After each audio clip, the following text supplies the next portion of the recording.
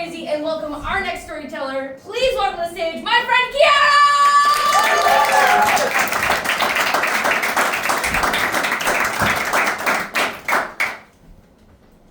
I have accepted that there are some places I will simply never go.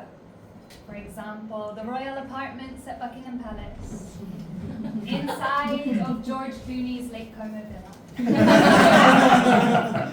And as much as I would love to, space, unless any of you have any billionaire friends with a spare seat on their rocket. No?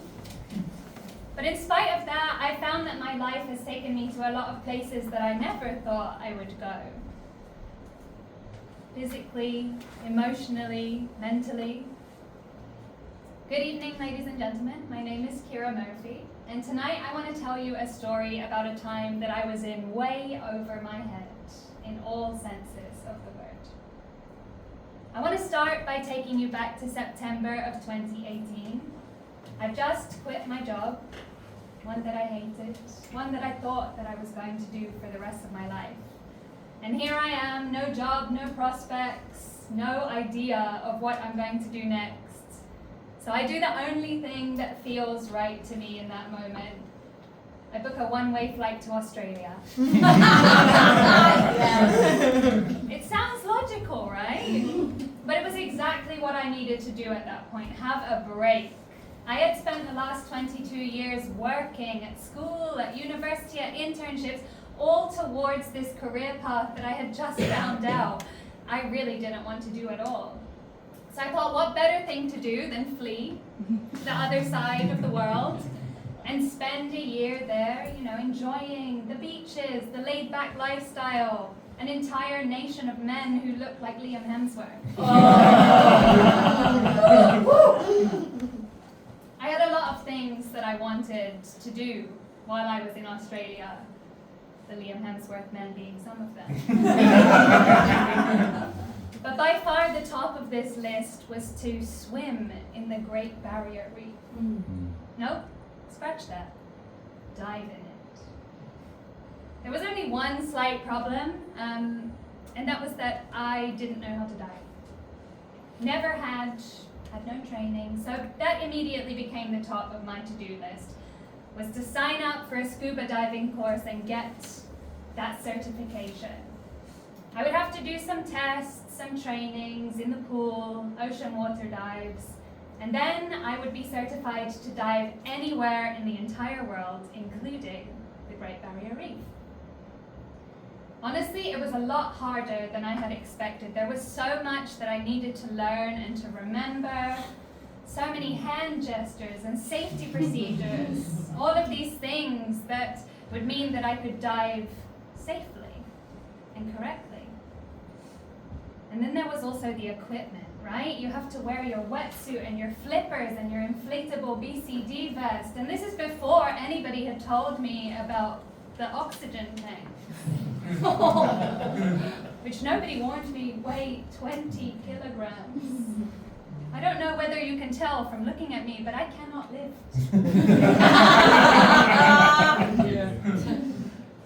I found that so very hard, just getting in and out of the water with all of this equipment, that I really thought, maybe I'm not cut out for this. Maybe I'm not going to get this certification.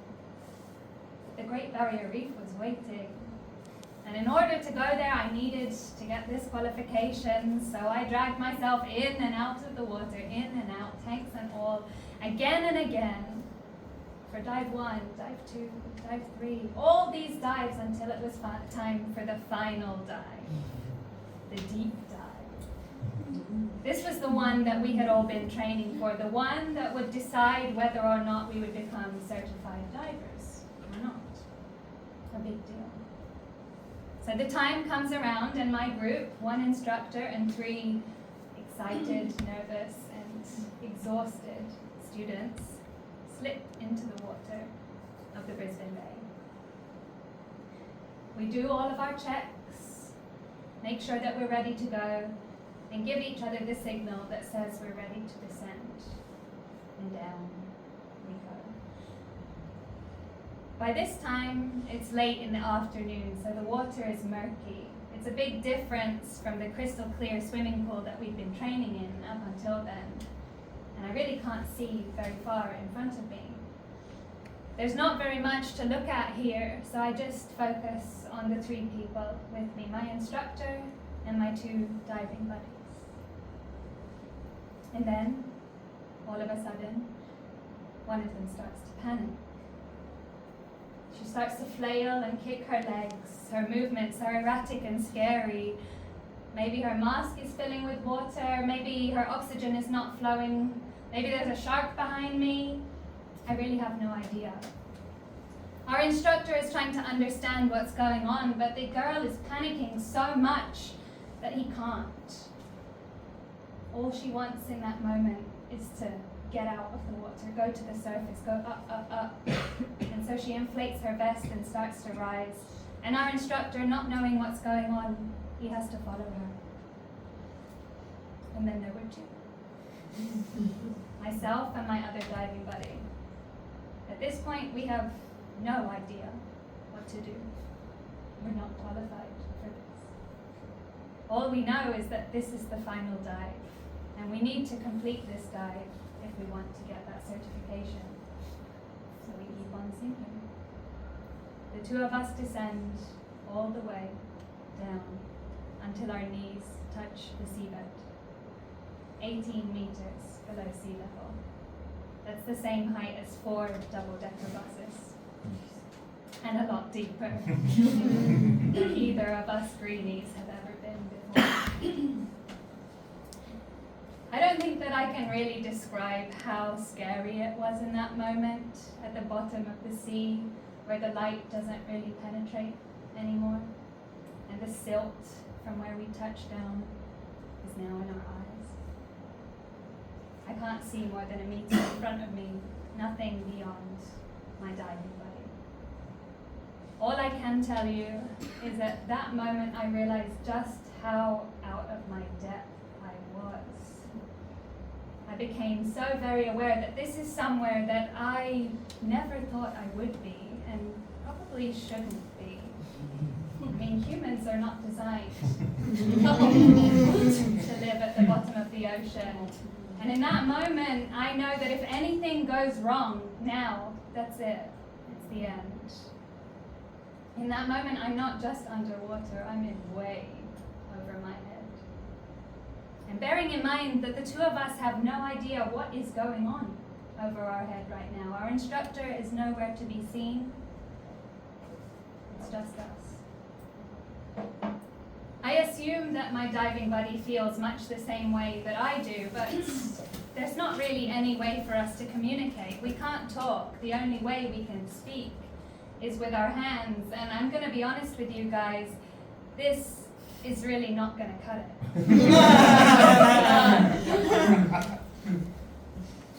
So I decide to do the only thing that I can think of to calm both of us down without using my voice.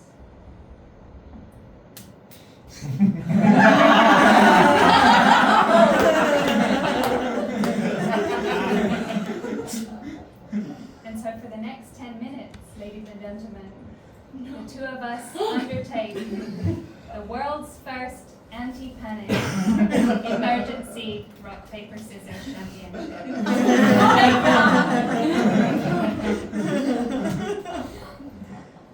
116 rounds later, I was winning, by the way, our instructor finally reappears. He picks us up and brings us back to the surface, apologizes for leaving us there to die. He tells us, congratulations, you're divers now. You might think that that situation would have put me off diving forever. Yeah. But a few months later, I did achieve my dream of diving in the Great Barrier Reef. Was it worth it? Honestly, no.